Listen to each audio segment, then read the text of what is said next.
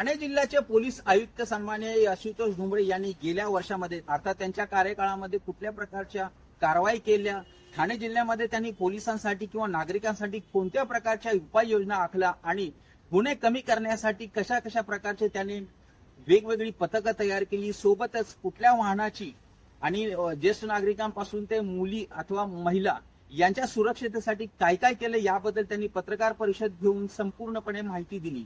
महत्वाची बाब ही आहे की विधानसभा आणि लोकसभामध्ये जे असामाजिक तत्व, जे गुन्हे करणारे असतात किंवा जे गुंड असतात त्यांच्यावर कारवाई करताना 14,000 प्रतिबंधात्मक कारवाई त्यांनी केली। यामध्ये 361 गुंडांना तडीपार करण्यात आले, 24 गुंडांवरती एमपीडे दाखल करण्यात आले, सोबतच 16 गुंडांवरती मोका लावण्यात आला। अनेक उपाययोजना देखील त्यांनी राबवल्या। याचप्रमाणे त्यांनी या ठाणे जिल्ह्यामध्ये वेगवेगळे परिवर्तन देखील घडवून आणले। महत्वाची बाब ही आहे की त्यांच्या कार्यकाळामध्ये संपूर्ण ठाणे जिल्ह्यामध्ये गुन्हेगारीचा जो स्तर होता तो कमी झालाच होता, परंतु त्यांनी अवैध जे धंदे चालायचे, काळे धंदे चालायचे त्याच्यावरती चाप बसवलेला आहे। कुठल्याही प्रकारच्या धंद्यांना त्यांनी सहमती देण्याचा लांबच आहे, परंतु प्रत्येक पोलीस स्टेशनच्या वरिष्ठांना त्यांनी आदेश दिले, ते एसीपी डीसीपी यांना आदेश दिलेले आहेत की कुठल्याही प्रकारचे अवैध धंदे हे चालू होता कामा नये। आणि बाकी सर्व पोलीस स्टेशन्स आणि ठाणे आयुक्तालयामध्ये किती गुन्हे दाखल झालेत आणि गुन्ह्यांबद्दल काय परिस्थिती आहे आणि ठाणे आयुक्तालयामध्ये काय काय नवीन योजना आपण गेल्या वर्षभरामध्ये घेतल्या या संदर्भामध्ये माहिती देण्यासाठी म्हणून आपण ही आज प्रेस ऑर्गनाईज केलेली आहे।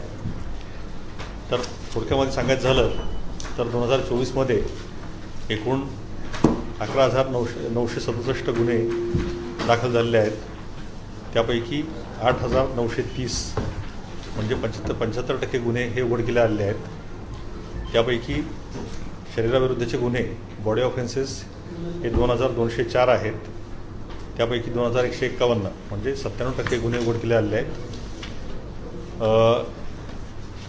मालमत्तेविषयी 3,792 गुन्हे दाखल आहेत आणि त्यापैकी 43% गुन्हे उघडकीला आलेले आहेत।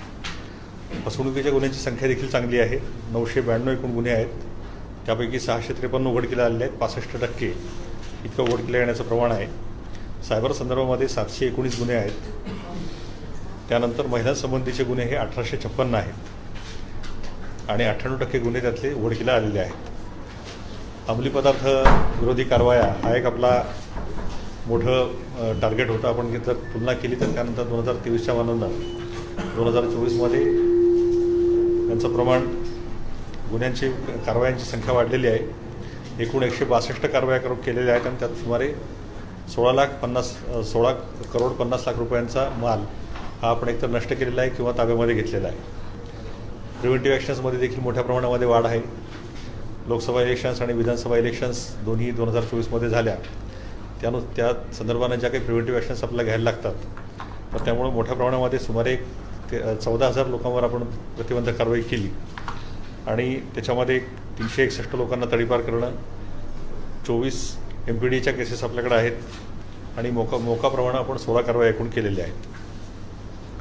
आर्म्स ॲक्ट जे अवैध शस्त्रांच्या संदर्भामध्ये सुद्धा एकूण 630 कारवाया केलेल्या आहेत आणि एकूण 158 अग्निशस्त्र वेपन्स आपण जप्त केली, 216 काडतुसं, 292 गावठी बॉम्ब आपण जप्त केलेले आहेत। शिवाय या वर्षभरामध्ये आपण बांगलादेशी अवैधरित्या भारतामध्ये राहणाऱ्या, आपल्या हद्दीमध्ये राहणाऱ्या बांगलादेशी नागरिकांवर देखील आपण कारवाई केली होती। त्यामध्ये एकूण आपण 28 गुन्हे दाखल केलेले आहेत आणि त्यामध्ये 59 बांगलादेशी अवैधरित्या राहणाऱ्या 59 बांगलादेशी नागरिकांना आपण अटक केलेलं आहे। मी आपल्याला सांगितलं त्याप्रमाणे नाविन्यपूर्ण योजना ज्या होत्या त्यामध्ये एक महिला सुरक्षेसाठी आणि अल्पवयीन शाळेतल्या मुलामुलींच्या सुरक्षेसाठी म्हणून पथदर्शी असं महिला सुरक्षा पथक आपण तयार केलं होतं। स्वागत कक्षाची आपण निर्मिती केलेली आहे।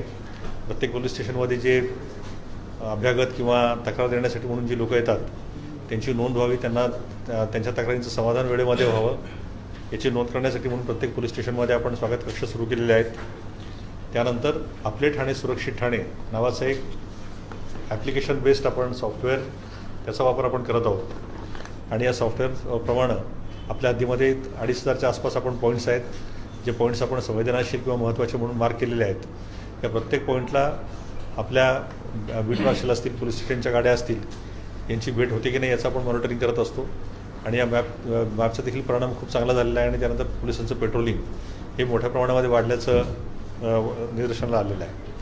दुसरी गोष्ट, कंट्रोल रूम, मुख्य कंट्रोल रूम जी आपली ठाण्याची आहे त्या कंट्रोल रूमवरून आपण प्रत्येक पोलीस स्टेशनमधल्या व्हॅन्स आपण त्यांना मॉनिटर करत आहोत. जरी त्या पोलीस स्टेशनच्या हद्दीमध्ये फिरत असल्या तरी देखील प्रत्येक व्हॅनला आपण रूट ठरवून दिलेला आहे आणि त्या प्रत्येक रूटवर कुठल्या वेळी कुठली गाडी कुठल्या ठिकाणी पाहिजे, म्हणजे सकाळच्या वेळी मॉर्निंग वॉकची जी ठिकाणं आहेत ती, त्यानंतर धार्मिक स्थळं, जेव्हा धार्मिक स्थळामध्ये गर्दी असते त्यावेळी ती ठिकाणं, शाळा कॉलेजेसच्या वेळी, शाळा भरण्याच्या वेळी किंवा शाळा कॉलेजेस भरण्याच्या वेळी किंवा सुटण्याच्या वेळी अशी ठिकाणं, अशा वेगवेगळी ठिकाणं आपण आयडेंटिफाय केलेली आहेत आणि पूर्ण 24 तास त्या भागामध्ये पेट्रोलिंग राहील, पोलिसांची गस्त राहील, या दृष्टिकोनातून आपण CRM मोबाईल देखील ॲक्टिवेट केलेले आहेत.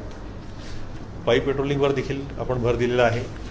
प्रत्येक पोलीस स्टेशनमध्ये किमान एक अधिकारी आणि 10 कर्मचारी हे गडबडीच्या वेळी, गजबजलेल्या कालावधीमध्ये त्या भागामध्ये फिरतील आणि पायी गस्त करतील, असा आपण एक वर्षभरामध्ये योजना राबवली. त्याचा परिणाम आपल्याला बऱ्याचशा गुन्ह्यांमध्ये दिसला, ज्यामध्ये आपल्या चेन स्नॅचिंग असतील किंवा रस्त्यावर होणारे जे गुन्हे असतील याच्यामध्ये देखील आपल्याला खूप फरक याच्यामुळे दिसलेला आहे.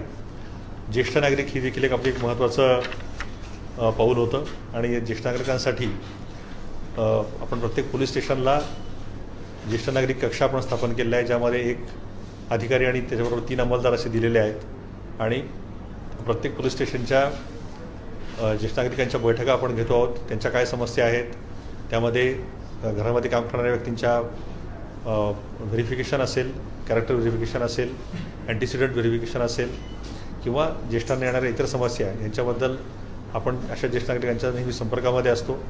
त्यांना आपण त्यांच्या मीटिंग आपण वेळोवेळी घेतो, त्यांच्या घरी जाऊन त्यांना भेटी देतो आणि त्यांच्या समस्या दूर करण्याचा देखील आपण प्रयत्न करत आहोत. पोलीस मित्र ही संकल्पना देखील आपण मोठ्या प्रमाणामध्ये राबवली आणि या संकल्पनेमध्ये वयवर्ष 18 ते 65 या वयोगटामधले ज्यांचा गुन्हेगारी रेकॉर्ड नाही आहे आणि ज्यांचा कुठलाही राजकीय संबंध नाही आहे अशा नागरिकांचा आपण पोलीस मित्र म्हणून घेतलं आणि त्यांच्या माध्यमातून मग सायबर सुरक्षा असेल किंवा पेट्रोलिंग असेल किंवा गणेशोत्सव किंवा इतर आपले काही हे असतील बंदोबस्त असतील, या बंदोबस्तांपर्यंत मध्ये देखील आपण त्यांचा चांगला वापर केला. मी आत्ताच आपल्याला सांगितलं त्याप्रमाणे विधानसभा आणि लोकसभांच्या निवडणुकांमध्ये देखील पोलीस मित्रांनी खूप सहकार्य केलेलं आहे. जवळजवळ 3,000 पोलीस मित्र आपल्याकडं ठाणे हद्दीमध्ये आपण तयार केलेले आहेत आणि त्यांना ॲक्टिव्हली एंगेज करणं, पोलिसांच्या कामामध्ये पोलिसांबरोबर सतत संपर्क ठेवणं, या प्रकारच्या कामगिरी आपण केलेल्या आहेत. दुसरी एक या वर्षभरामध्ये केलेली चांगली गोष्ट म्हणजे महिला पोलिसांसाठी विश्रामिका नावाची आपण एक कम्फर्ट व्हॅन सुरू केलेली आहे. आपल्याला नेहमी माहिती असतं की बंदोबस्तामध्ये जेव्हा महिला कर्मचारी मोठ्या प्रमाणावर बंदोबस्त त्यावेळी जातात तर त्यांना बऱ्याच वेळेला बरेचसे प्रॉब्लेम त्यांना येतात. टॉयलेटला जायचं असेल तर टॉयलेट अवेलेबल नसतं किंवा हे असतं, तर त्या दृष्टीनं आपण पोलीस विश्रामिका पण सुरू केलेली आहे आणि प्रत्येक झोनमध्ये आपण ती गर्दीच्या वेळी आपण किंवा बंदोबस्ताच्या वेळी आपण वापरत असतो.